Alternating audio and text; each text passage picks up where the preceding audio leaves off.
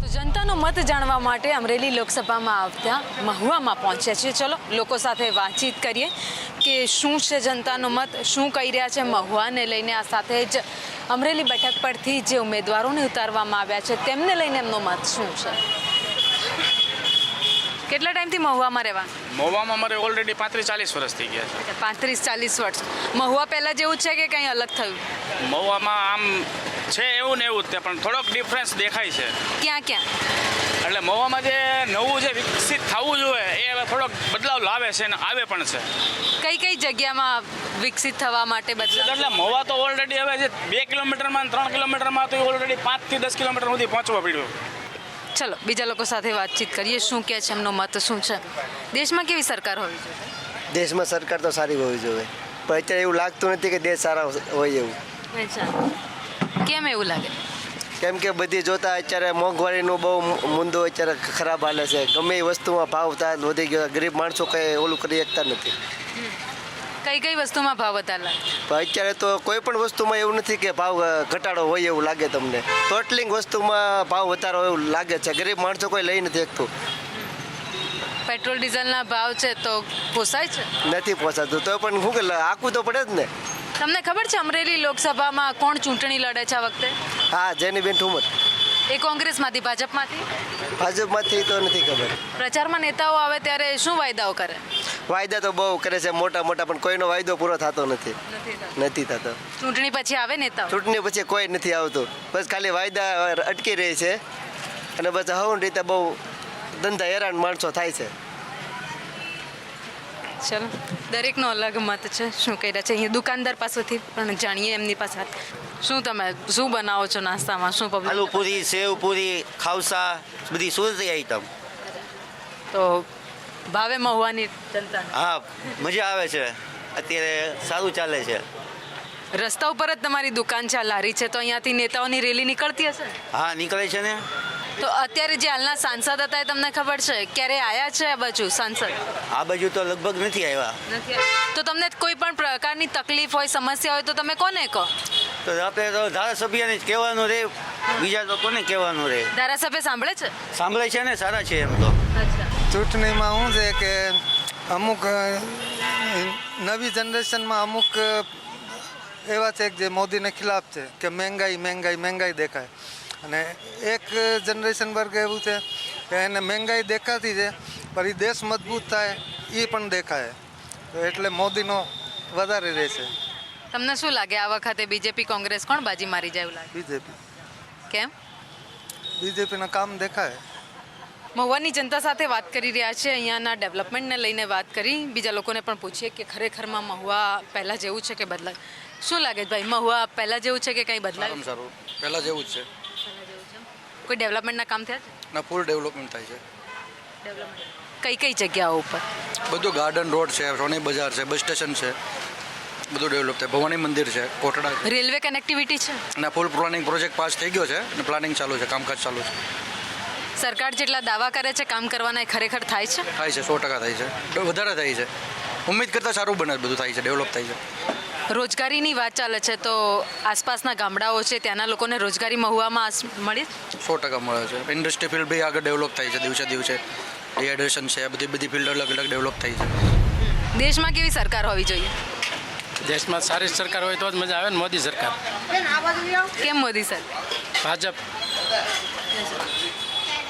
એવું કંઈક તો હશે ને કે ભાઈ મોદી સરકાર જ હોવી જોઈએ કે ભાજપ જ સરકાર કેમ હોવી જોઈએ? ભાજપ એટલું કામ જ એટલું બધું કરે છે. તમે જોવો છો રોડ, રસ્તા, ઇન્ડસ્ટ્રીઝ લેન્ડમાં આટલી બધી બહારથી મોટા મોટા પ્લાન પણ લાવે છે, સારા સારા. જ્યાં ભાજપે ભરત સુતરિયાને મેદાને ઉતાર્યા છે તો બીજી બાજુ કોંગ્રેસે વીરજી ઠુમ્મરના દીકરી જેની ઠુમ્મરને આ બેઠક પરથી મેદાને ચૂંટણી જંગ લડવા માટે ઉતાર્યા છે. તો ચલો આ એપિસોડમાં મુલાકાત કરવી છે જેની ઠુમ્મર સાથે. રાજકારણ જેને વારસામાં મળ્યું છે, જેણે પોતાના પિતાની સાથે રાજકારણમાં ઝંપલાવ્યું અને રાજકીય કારકિર્દીની શરૂઆત જિલ્લા પંચાયતથી કરી, એવા વીરજી ઠુમ્મરના દીકરી જેની ઠુમ્મર અને કોંગ્રેસના યુવા નેતા આ સાથે જ અમરેલી લોકસભા બેઠક પરથી કોંગ્રેસના ઉમેદવાર જેની ઠુમ્મર આપણી સાથે છે. જેનીબેન નમસ્કાર. જેનીબેન, કોંગ્રેસે એક યુવા નેતાની પસંદગી કરી છે, જો કે રાજકીય પરિવારમાંથી પણ આવો છો એટલે આપની પસંદગી ચોક્કસ છે, પરંતુ 1991થી આ બેઠક ભાજપનો ગઢ રહી છે. હવે કોંગ્રેસ આ બેઠક પર કબજો જમાવવા માટે શું કરશે? સૌ પ્રથમ તો તમે એવું કીધું કે રાજકીય પરિવારમાંથી આવો છો એટલે તમારી ટિકિટ ચોક્કસ હોય. હું એવું નથી માનતી. આ ચૂંટણી ખૂબ મહત્વની ચૂંટણી છે.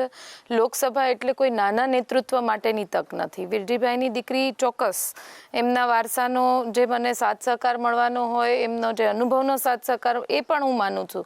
પણ 2015માં જ્યારે જિલ્લા પંચાયતની ચૂંટણી લડી ત્યારે વિરજીભાઈની દીકરી હતી, એ હું માની શકું છું. એના પછી જિલ્લા પંચાયતની પ્રમુખ બની, એ જાતે જિલ્લા પંચાયતના અનુભવોમાંથી શીખીને સંગઠનમાં જોડાઈ, એમાં યુવક કોંગ્રેસમાં પ્રદેશનું મહામંત્રીનું પદ, એના પર જવાબદારી.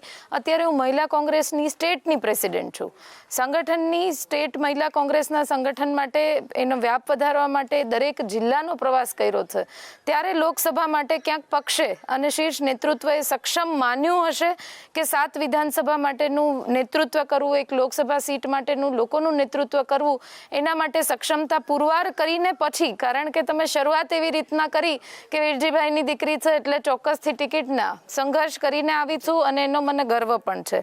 બીજું, તમે મને એવું કીધું કે 1991થી અહીંયા ભારતીય જનતા પાર્ટીનો ગઢ રહ્યો છે, તો એમાં પણ હું તમને રોકીશ, કારણ કે 2004માં કોંગ્રેસ પક્ષમાંથી વિરજીભાઈ ઠુમ્મર અહીંયા લોકસભા સીટ ઉપરથી સાંસદ તરીકે ચૂંટાઈને આવ્યા. એ એક ટર્મમાંથી, પણ અત્યાર સુધીમાં ભાજપનો ગઢ માનવામાં આવે છે અમરેલી. ગઢ માનવામાં આવતો હોત તો 2015માં જિલ્લા પંચાયત, તાલુકા પંચાયતો 34 સીટોમાંથી 23 સીટ ઉપર જિલ્લા પંચાયતના કોંગ્રેસ પક્ષના ઉમેદવારો ચૂંટાઈને આવ્યા હતા.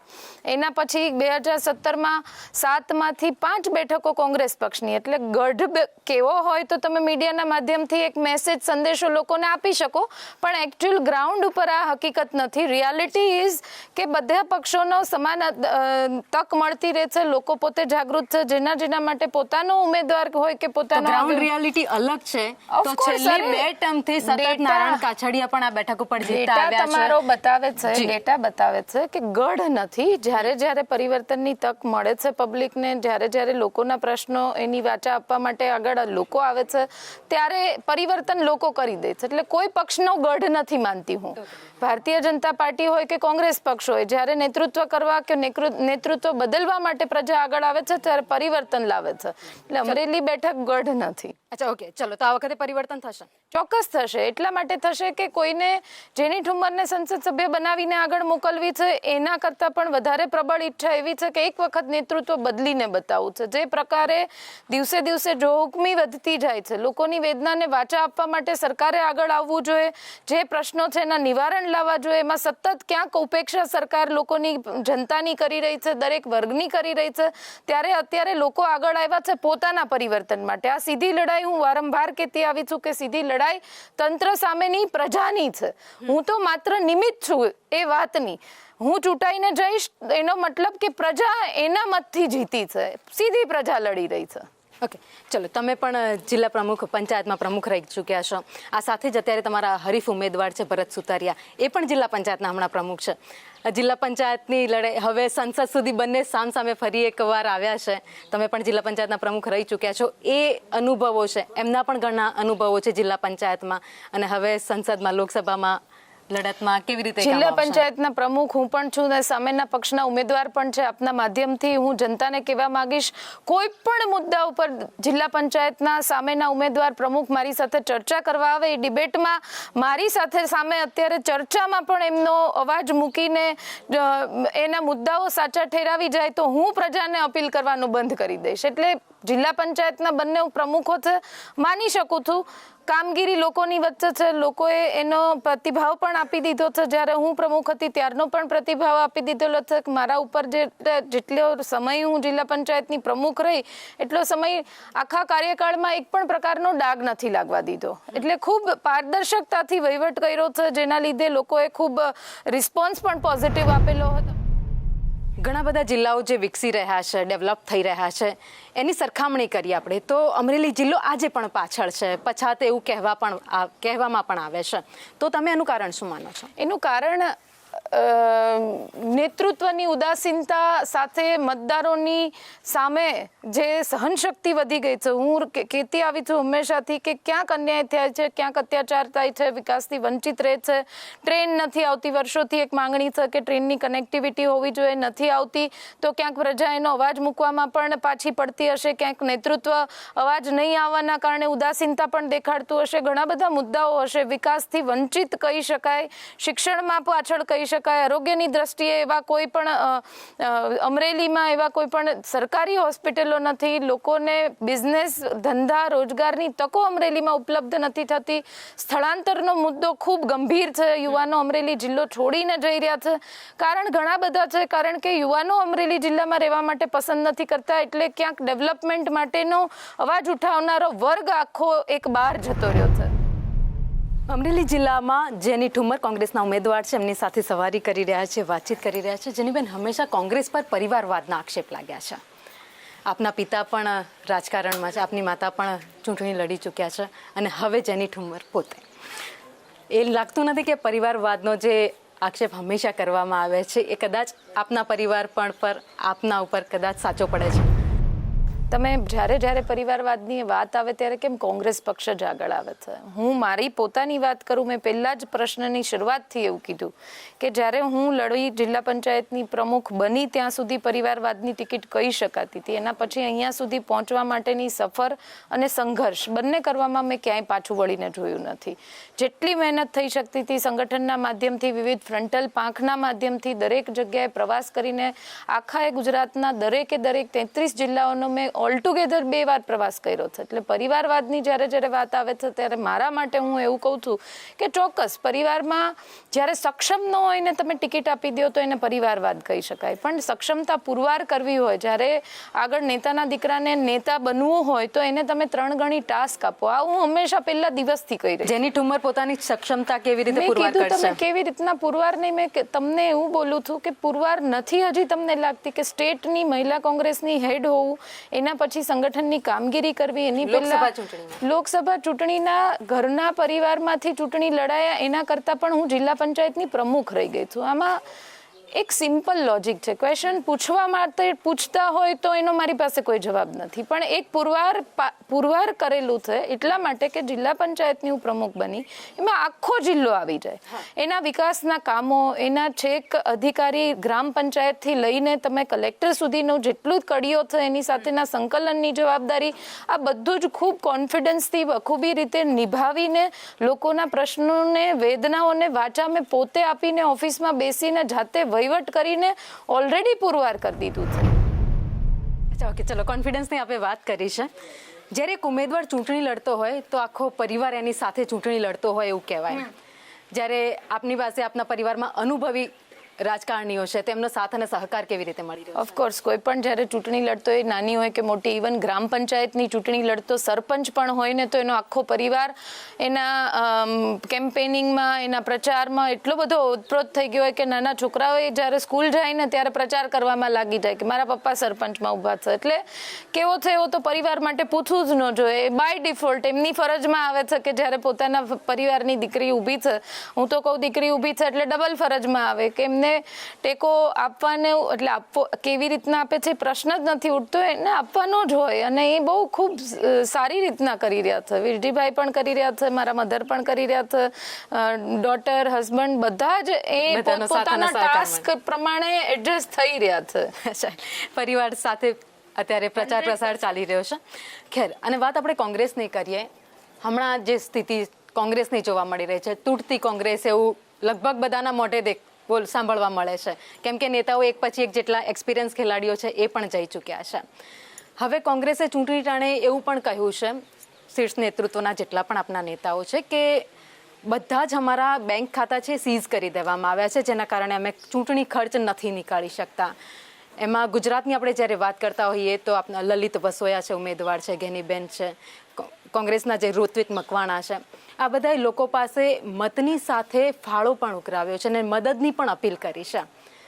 આ સ્થિતિમાં જેની ઠુમ્મર કેવી રીતે ચૂંટણી લડી રહ્યા છે, કેવી રીતે ફંડ એકઠું કરી રહ્યા છે? લોકશાહીમાં જ્યારે તમે સારી નેમ સાથે નીકળો છો ત્યારે હું માનું છું ત્યાં સુધી હજી સુધી તો લોકોના પ્રેમ સહકારથી આગળ વધી રહી છું. એવી કોઈ જરૂરિયાત ઊભી નથી થઈ કે મારે હજી સુધી લોકોમાં પહોંચવા માટે કોઈ સહકારની ફંડ ફાળાની રીતના જરૂરિયાત પડે. પણ તકલીફ છે, કોંગ્રેસ તૂટી નથી રહી. જેટલા લોકો કોંગ્રેસ છોડીને જઈ રહ્યા છે એમની સહન કરવાની શક્તિ ખૂટી રહી છે, એમની સંઘર્ષ કરવાની શક્તિ ખૂટી રહી છે. એમને લોકો માટે અવાજ ઉઠાવવાનો જે નેમ સાથે લોકોની વચ્ચે ગયા હતા એ નેમ એમની તૂટી રહી છે. ક્યાંક એમને હવે લોકોના મુદ્દાઓ માટે લડવા કરતાં પોતાના સ્વાર્થ માટે લડવાનું પસંદ પડી રહ્યું છે, એટલે પક્ષ છોડીને જઈ રહ્યા છે. એટલે કોંગ્રેસ તૂટી રહી, ભલે છોડીને જતા હોય, પણ અત્યારે સંઘર્ષની પરિસ્થિતિમાં પાર્ટી પસાર થઈ રહી છે. દરેક પક્ષનો એક સમય હોય.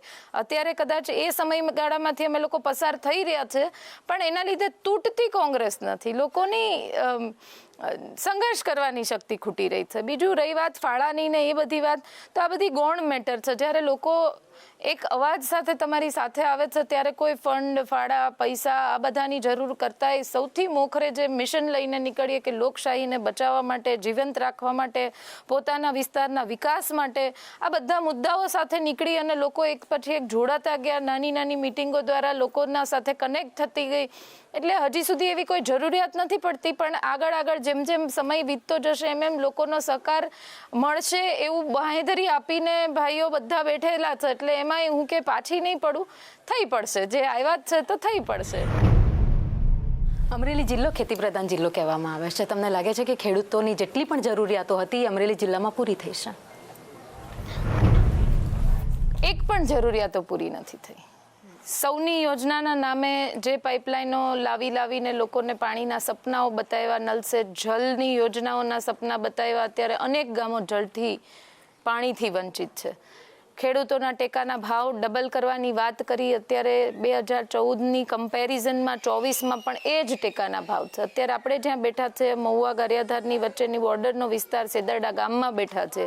અહીંયા મોટા ભાગે ડુંગળીની ખેતી લોકો કરે છે. ડુંગળીના ખેતી કરતા ખેડૂતો સાથે જે પ્રકારેનું વર્તન પાછળના સમયમાં થયું કે 900 જેટલો ભાવ આવ્યો અને નિકાસની બંધ કરી દેવાની, ખબર નહીં શું થયું તો નિકાસ બંધ કરી દીધી. એના લીધે ભાવ પાછો હતો ત્યાંનો ત્યાં 150, 200, 250 પહોંચી ગયો. કોઈ રસ્તો કે કોઈ પ્રકારે ખેડૂતોને હેરાન કરવામાં બાકી નથી રાખ્યા. શું જરૂરિયાતો પૂરી થઈ છે તમે ખેડૂતોને પૂછો. પાક વીમાના નામે કેટલી બધી કંપનીઓ આવી, એ લૂંટીને ખેડૂતોને વીમો આપીશું કરીને તાળા લગાવીને નીકળી ગઈ. અવાજ બનવાની જરૂર છે તો એ ખેડૂત વર્ગને છે. બધી જ પ્રકારે મોંઘવારીથી પરેશાન, એના રોજ સવારે ઉઠીને ટ્રેક્ટર પર બેસે ત્યારથી પેટ્રોલ ડીઝલના ભાવ જે વધ્યા છે એ પ્રકારેની હેરાનગતિ, એમની ખેત પેદાશો, બિયારણ, ખાતર, આ બધું જ કેટલું મોંઘું થઈ રહ્યું છે એ હેરાનગતિ, આ બધું તોય સહન કરીને જ્યારે પોતાની ઉપજ મેળવે પછી એ વેચવા જાય તો ટેકાના ભાવ ન મળે એની હેરાનગતિ. એટલે ખેડૂતોની તો વ્યથા એટલી બધી દર્દનાક છે કે એની વાત જ ન કરી શકાય. કંઈ મળ્યું નથી, ખાલી પોકળ દાવાઓ મળ્યા છે. જ્યારે 2019માં મતદાન કરવાનું હતું ત્યારે 22ના સપના બતાવ્યા, અત્યારે 24માં મતદાન કરવાનું ત્યારે 2047ના સપના બતાવે છે. સ્વર્ગના સપના બતાવીને નર્કમાં ધકેલવાનું સિસ્ટમેટિક કાવતરું કરેલું છે. એક યુવા નેતા તરીકે કોંગ્રેસમાંથી જેની ઠુમ્મર ચૂંટાઈને આવે છે તો અમરેલી જિલ્લા માટે ખાસ શું કરશે? આ મેં વારંવાર કીધું છે કે યુવા નેતા તરીકે આવું, મહિલા નેતા તરીકે આવું કે કોઈ પણ વેમાં આવું, મુદ્દો ફક્ત એક છે કે અમરેલી જિલ્લાની આગળ જે પછાત લાગે છે એ પછાતમાંથી મુક્ત કરાવવું. એના માટે શું કરવું પડે? લોકોનો અવાજ બનવો પડે, બનવા માટે તૈયાર છું. મહિલાઓની વેદના સાંભળવી પડે, એના માટે તૈયાર છું. યુવાનોને સ્થળાંતર કરતા અટકાવવા પડે, એના માટે શું કરી શકાય એના મુદ્દે બધા જ લોકો સાથે બેસીને ચર્ચાઓ કરીને એના આગળના પગલાઓ ભરવા માટે તૈયાર છું. કોઈ સંઘર્ષમાં છે, કોઈ આંદોલન કરી રહ્યા છે તો એ આંદોલનકારીઓનો અવાજ બનવા માટે તૈયાર છું. એટલે જે લોકોને જે વેમાં પોતાના નેતાના રૂપમાં જેની ઠુમરની જરૂરિયાત પડશે એ રીતના જેની ઠુમર તૈયાર છે. ભાજપે 5 લાખનો ટાર્ગેટ રાખ્યો છે, જેની ઠુમરનો ટાર્ગેટ કેટલો છે? લોકશાહીમાં જ્યારે કોઈ ટાર્ગેટ મૂકે ત્યારે હું માનું છું કે એને અહંકાર કહી શકાય.